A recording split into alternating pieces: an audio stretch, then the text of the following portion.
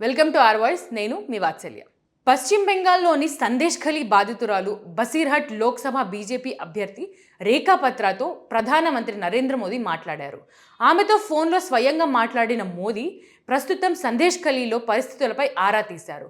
ఈ సందర్భంగా షేక్ షాజహాన్ను ఎదిరించిన రేఖా పత్రాను మోదీ శక్తి స్వరూపిణితో పోల్చారు. వారిద్దరి మధ్య సంభాషణ ఇలా సాగింది. సందేశ్ ఖలీలో ప్రజలు ఎలా ఉన్నారు, వారి పరిస్థితి ఇప్పుడు ఎలా ఉంది అని మోదీ ప్రశ్నించగా, తృణమూల్ కాంగ్రెస్ నాయకుడు షేక్ షాజహాన్ ఆగడాలు అన్నీ ఇన్ని కావు, కేంద్రం సహకారంతో మా కష్టాలు తీరాయి అని రేఖాపత్ర సమాధానమిచ్చారు.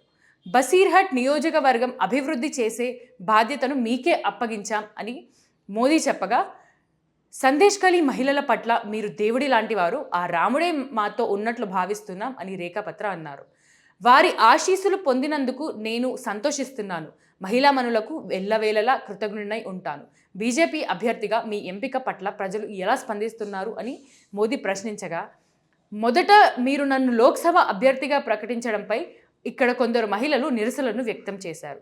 ఆ తర్వాతే వాళ్లలో చైతన్యం కలిగింది. తృణమూల్ కాంగ్రెస్ నేతల సూచనల మేరకే తాము ఇలా ఆందోళన చేశామని, ఇకపై ఇలా చేయబోమని హామీ ఇచ్చారు.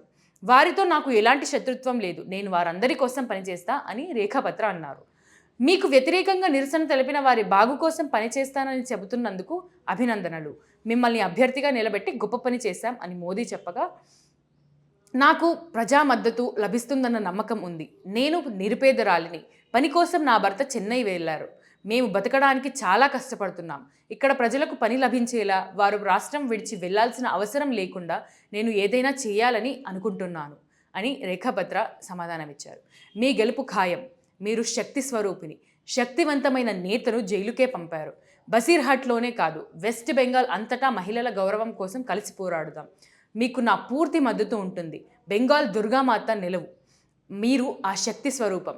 సందేశ్ ఖలీ మహిళలు గొంతు ఎత్తడం అంత సులభం కాదు. ఈసారి బెంగాల్లోని నారీ శక్తి మమ్మల్ని ఆశీర్వదిస్తుందని భావిస్తున్నాం. ప్రధాని మోదీ బసీర్హట్ లోక్సభ బీజేపీ అభ్యర్థి రేఖా పత్రాతో సంభాషణ ముగించారు. ఇలాంటి మరిన్ని ఇంట్రెస్టింగ్ వీడియోస్ కోసం ఆర్ వాయిస్ని సబ్స్క్రైబ్ చేయండి. నచ్చిందా లైక్ చేయండి, మీ ఒపీనియన్స్ని కామెంట్ చేయండి, అందరితో షేర్ చేయండి.